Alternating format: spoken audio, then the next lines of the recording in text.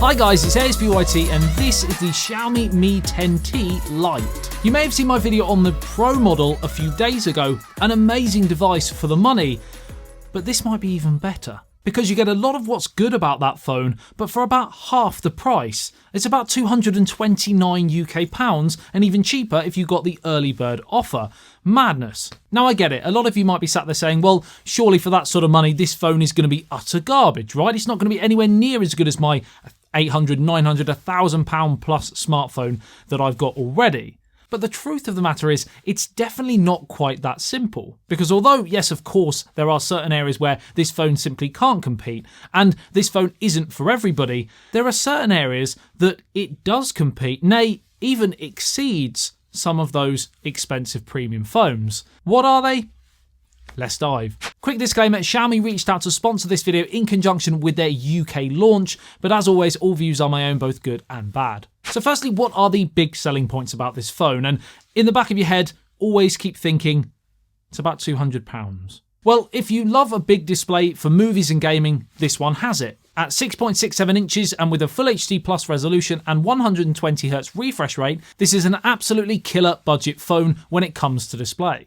I know the tech scene bangs on about high refresh rate displays all the time these days, but the reason why it's so popular and so important, in my opinion, is it automatically makes the device feel more powerful, quicker, more responsive, and animations less laggy. As in this case, the display is refreshing twice as many times per second over, say, the new iPhone 12 series, which is still set to 60. Now, it's not the brightest display on the market, but it's not terrible, and it is LCD and not OLED or AMOLED. So you don't quite get the same viewing angles or brilliant contrast and pitch blacks that you would if it were, and you do get that slight discoloration near the edges and around that punch hole cutout, which houses a 16 megapixel camera. So this phone isn't necessarily perfect for those of you who want the absolute best image quality, but it does have really vivid colours and nice contrast. This really is one of the best LCD displays I've ever used. It is Gorilla Glass 5 both front and back, which is pretty good. Really responsive interface, especially for things like gaming. With its 240Hz touch sampling rate, this is an excellent low budget choice.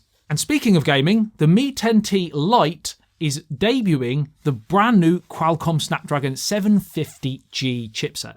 Which again, putting the ridiculously complicated naming scheme from chipsets and smartphone manufacturers as a whole aside, it's a very, very capable piece of hardware. It sits firmly in the same ballpark as the Snapdragon 765G, as seen in the OnePlus Nord and the Google Pixel 5, and in some areas it's actually better, again regardless of what the lower number in the name seems to suggest, as seen in these benchmark results compared to the Pixel 5, for example. Now, one thing, of course, the Google Pixel 5 is known for being industry leading in is camera, so for nearly £400 less, how does the Xiaomi Mi 10T Lite deal in this department? Forgot what I was trying to say then.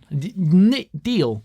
Well, for starters, you get an absolutely gluttony of choice when it comes to the types of shots you want to take with a quad camera setup.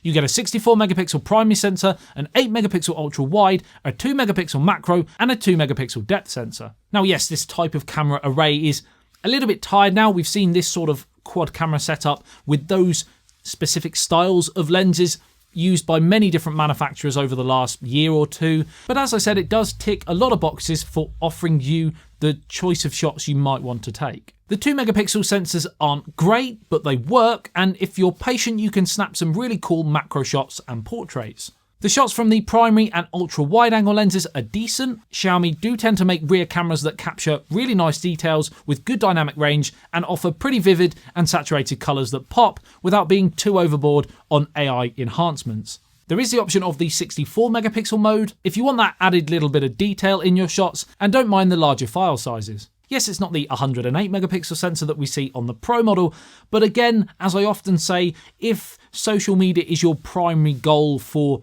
a camera on a smartphone, that's where you're going to be putting most of your images. After all the compression on your favourite sites such as Twitter, Instagram, etc., then you're not going to notice too much of a difference, to be completely honest. Selfie shots on the front camera can be quite nice and detailed with okay edge detection without being sensational. There is a slight beautify mode kind of entangled within the Xiaomi camera software, the image processing, that even if you set the filters to 0, still seems to be a little bit present. You either like it or you don't. It's just something to consider, but it's not overpowering, and selfies do tend to come up quite nice and sharp and detailed. No 4K 60 video here, but unless high-paced action video and ultra slow motion is your thing, 4K 30 is more than enough for most people. A sentiment that transfers through to the front video also, where the max 1080p should again be enough without setting the world alight. So yes, Xiaomi don't necessarily focus on the camera when it comes to the Mi 10T Lite. They don't want it to be best in class in the whole sea of smartphones, and it's probably not the phone for the professional photographer,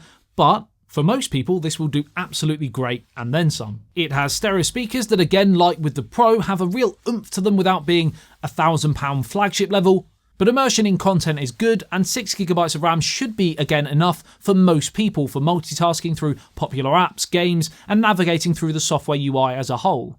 And speaking of software, I will mirror pretty much what I said on the Mi 10T Pro video in the fact that I'm a massive stock Android fan, always have been, probably always will be, and the MiUI 12 skin that sits over the top of Android 10 is certainly not that. There is a little bit of bloatware and some ads, noticeably when you download apps, but system ads can be turned off in your settings, and there are some MiUI features that I really do quite like, as clearly do Google, as the new navigation gestures in recent stock Android updates have actually taken on that MiUI vibe.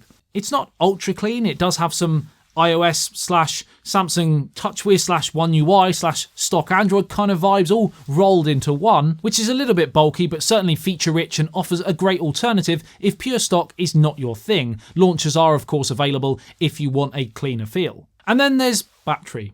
We have a 4820 mAh cell. Yes, like with any phone, the higher refresh rates, the 5G as well, which is capable on this phone. If you're going to be using it, they will drain your battery life. But the sheer size of it means you should have no problems getting through a day whatsoever. And it's only 180 mAh less than the Pro model. I know, right? We also have the exact same 33-watt fast charger that comes in the retail box if you do need to top up and get some more juice. A max of 128GB of UFS 2.1 storage, with expandable options through a micro SD card slot, a side-mounted fingerprint scanner on the power button, which is pretty fast and reliable. Oh, and if you weren't sold already, we have a headphone jack. The joke that never gets old. Yes, it has a plastic frame, there is no water-resistant IP rating or wireless charging, as kind of expected at this price point, but seriously, that price point. Cheap phones right now are just getting so good, it's stupid. You can spend £1,000+ on a phone, or you can spend £200 odd on a phone, and you still get a fully fledged, decent phone that has a couple of bells and whistle features that are missing, but it's a package that is undeniably epic for that sort of money. Yes, you don't get the ultra premium build or that status symbol that is important to some people, and I appreciate that there is a market for spending £1,000 for certain people, but if you want to save some serious money, especially in this current climate, you can do with products like this without sacrificing a whole deal. And I think that's pretty remarkable, and long may this trend continue. I will leave a link in the video description below for this phone so you can go through and check it out in more detail. Let me know in the comments what you think of the Xiaomi Mi 10T Lite. Are you looking to buy it? Are you looking to buy something else for around that £200 odd mark? Like and share if you enjoyed this video and found it helpful. Subscribe and hit the notification bell if you love everything tech, breaking tech news, unboxings, reviews. I love you and leave it. I'll see you in the next one. It's very, very quick. That's ASBYT. Peace out. Do just what you want.